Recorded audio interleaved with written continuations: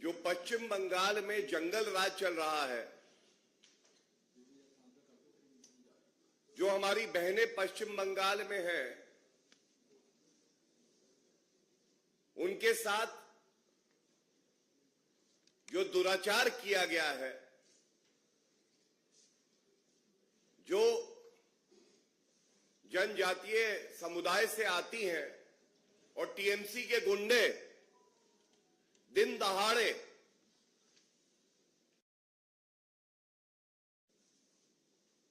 शोषण कर रहे हैं, बलात्कार कर रहे हैं हमारी बहनों का, और सूबे की मुख्यमंत्री ममता बनर्जी मूक दर्शक बनी हुई है। उनके लबों पर टीएमसी के गुंडों की टेप लगी हुई है। बहुत ही चिंताजनक है और इसीलिए इस मुद्दे पर कुछ नए तथ्य हैं जो आपके समक्ष मैं रखूंगा। This press conference highlights the lawlessness that prevails in the state of West Bengal, where it is clear to every citizen the rule of law does not prevail and exist. Rather, the law of the anarchic ruler Mamata Banerjee prevails. And when the perpetrator of crime happens to be a TMC goon,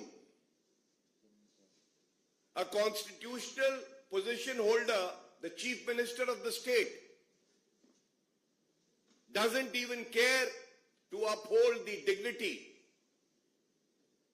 of the women of the state, the Hindu women especially, being targeted by goons of Shahjahan Sheikh, the absconder. सबसे पहला तथ्य जो आपके समक्ष पश्चिम बंगाल में ये कहना गलत नहीं होगा, आज वहां की जनता कह रही है, जंगल राज कैसा होता है? बिल्कुल ममता राज जैसा होता है। जंगल राज कैसा होता है? बिल्कुल ममता राज जैसा होता है। जहां पे पुलिस बल के शस्त्र तो झुक जाते हैं, महिलाओं के साथ बलात्कार होता है, जनजातीय समुदाय की महिलाओं को प्रताड़ित किया जाता है, लेकिन टीएमसी के गुंडों के पास अस्त्र शस्त्र होते हैं, बंदूकें होती हैं, महिलाओं पे रखी जाती है, उनको डराया जाता है और हिंदू महिलाओं को खासकर प्रताड़ित करके उनका शोषण किया जाता है, बलात्कार किया जाता है।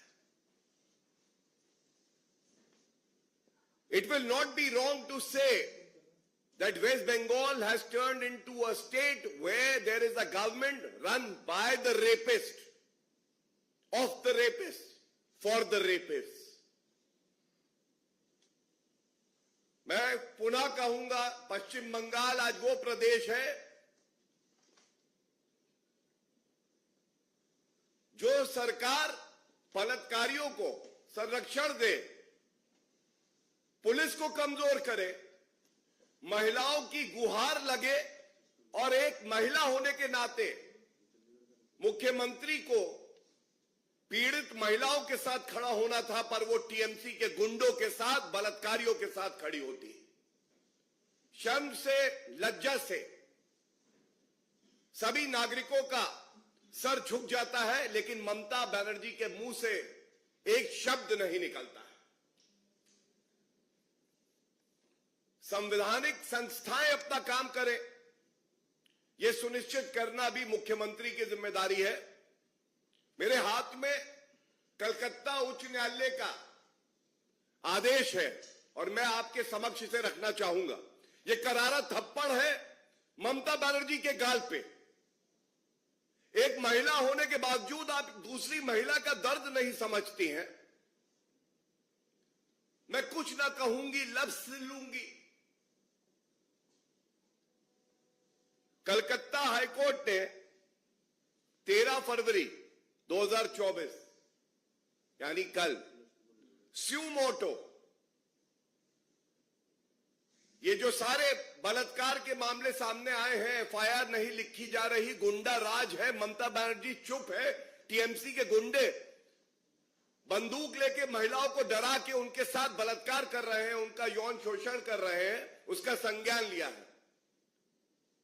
और कुछ अंश इस आदेश के आपके समक्ष बड़ी जिम्मेदारी से मैं रखता हूं।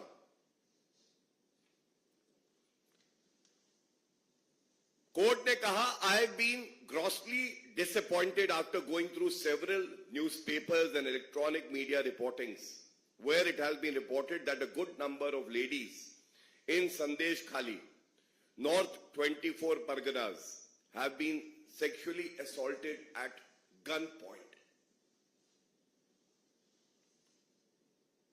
इसके बाद आगे वो कहते हैं, it has also been alleged in the newspapers, namely Anand Bazar, Indian Express and many other newspapers including different electronic media on 9th of February 2024 as well as on 10th of February that the tribal lands were taken away forcibly in violation of all legal formalities and laws. Hindu महिलाओं का शोषण, बलात्कार, और एक तरफ केंद्र की सरकार श्री नरेंद्र मोदी जी के नेतृत्व में जनजातीय समुदाय को मजबूत कर रही है, मुख्य धारा से जोड़ रही है, उनका सशक्तिकरण कर रही है, और दूसरी तरफ पश्चिम बंगाल में जबरन उनकी जमीनें छीनी जा रही हैं, वो भी गैर कानूनी ढंग से। ममता बनर्जी से आज पूछा जाएगा, पहला सवाल, हिंदुओं से आपको इतनी नफरत क्यों है? जनजातीय समुदाय से आपको इतनी नफरत क्यों है? पिछड़े समाज से आपको इतनी नफरत क्यों है, जिनको कानून का सहारा देकर पूरी तरह से मजबूत करने का काम आपको करना था? उनके खिलाफ आपके गुंडे उनका शोषण कर रहे हो और आप चुप है। इसी आदेश में उच्च न्यायालय क्या कहता है, मैं आपके समक्ष रख दूं। However, considering all the aspects, and I am constrained to take suo motu cognizance over the alleged incidents in respect of only the allegation of sexual assaults of ladies in Sandesh Khali, North 24 Parganas at gunpoints and transfer of lands of tribal people in violation of relevant laws. And then notice was issued to the state of West Bengal for the lawlessness that has been prevailing in that state. And the Inspector General of Police, the DIG of Police, the DM of the respected districts have been asked to furnish a reply. So this is the first point. Things have become so bad, lawlessness is prevailing in West Bengal, that the High Court had to suo motu take cognizance. Second, ये जो दूसरा तथ्य है, ये और पीड़ाजनक है, चिंताजनक है, निराशाजनक है। नेशनल कमीशन फॉर वुमेन ने अपनी टीम वहां भेजी, तो आपको याद होगा जब ईडी अफसर गए थे तो अराजक तत्व जो थे टीएमसी से जिनके तार जुड़े थे, उन्होंने हमला किया था। अब एनसीडब्ल्यू की टीम वहां जाती है और उनको भी अपना कार्य नहीं करने दिया जा रहा, बल्कि शर्मसार करने वाला है, जिन महिलाओं का शोषण किया गया, जिनके साथ बलात्कार हुआ, उनके परिजनों के खिलाफ एफआईआर दर्ज कर दी गई है।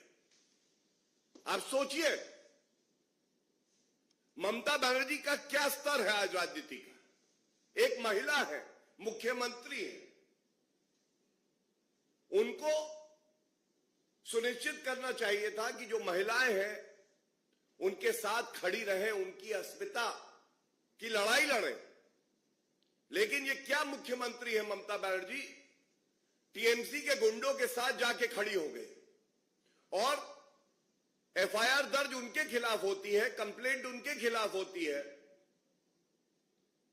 जो पीड़ित महिलाएं हैं उनके परिजनों के खिलाफ की डरा के इस बात को दबा दिया जाए, शांत कर दिया जाए।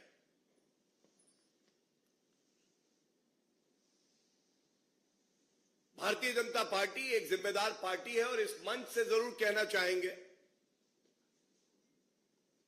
ये लड़ाई हर उस महिला की है जिसने किसी भी पार्टी के लिए वोट क्यों ना किया हो, लेकिन उसने संविधान में अपनी आस्था रखी है। ये हक संविधान देता है भारत का उसको कि अगर उसके साथ कुछ गलत हो, गैर कानूनी हो, तो प्रदेश की सरकार उचित कार्रवाई करे, ठोस कार्रवाई करे और ऐसे दरिंदों को जेल की सलाखों के पीछे डाला जाए। और भारतीय जनता पार्टी अपनी पूरी ताकत से, जितनी हमारी क्षमता है, ये लड़ाई लड़ेगी। हमारे प्रदेश अध्यक्ष श्री सुकांत मजूमदार जी जब इस मुद्दे को उठाते हैं तो उनको भी डिटेन कर लिया जाता है। ऐसा क्यों है ममता बनर्जी?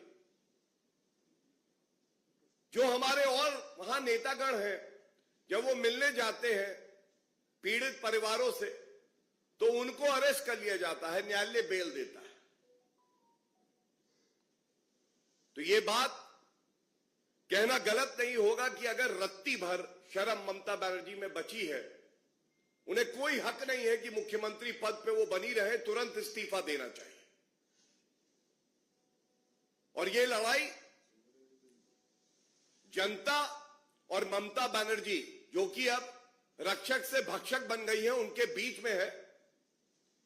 और अगर ममता बनर्जी इस्तीफा नहीं देंगी तो जनता को कम मत आंकिएगा, जड़ से उखाड़ के फेंक दी जाएंगी।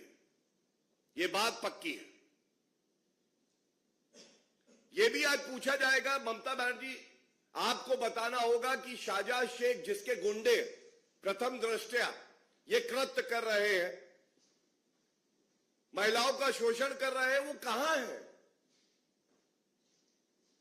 और कोई बड़ी बात नहीं होगी कि उनको संरक्षण देने वाली ममता बनर्जी अपने सरकारी आवास में छुपाए हो। जिस नेत्री की सोच प्रदूषित हो जाए और जो सोचने लगे कि मुझे केवल और केवल ओछी घटिया राजनीति करके सत्ता का सुख प्राप्त करना है, उसको जनता की चिंता नहीं रहती है। और ये जो अध्यक्षा है नेशनल कमीशन फॉर वुमेन, उनका ट्वीट भी है जिसका सारांश ये है, मैं एक लाइन पढ़ता हूं। Police has filed complaints against the relatives of women victims instead of filing their complaints. इससे ज्यादा लॉलेसनेस, अराजकता, गुंडा राज क्या हो सकता है? जहां हमारे देश की बेटियां, हमारी बहनें सुरक्षित ना हो और मुख्यमंत्री महिला होने के बावजूद रेपिस्ट के साथ खड़ी हो, बलात्कारियों के साथ खड़ी हो।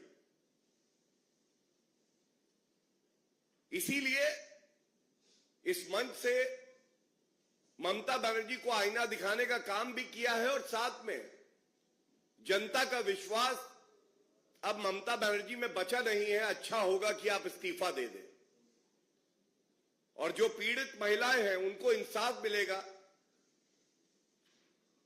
हमें यकीन है न्यायालय इंसाफ करेंगे और भारतीय जनता पार्टी उन सभी पीड़ित परिवारों के साथ कंधे से कंधा मिला के खड़ी रहेगी। धन्यवाद।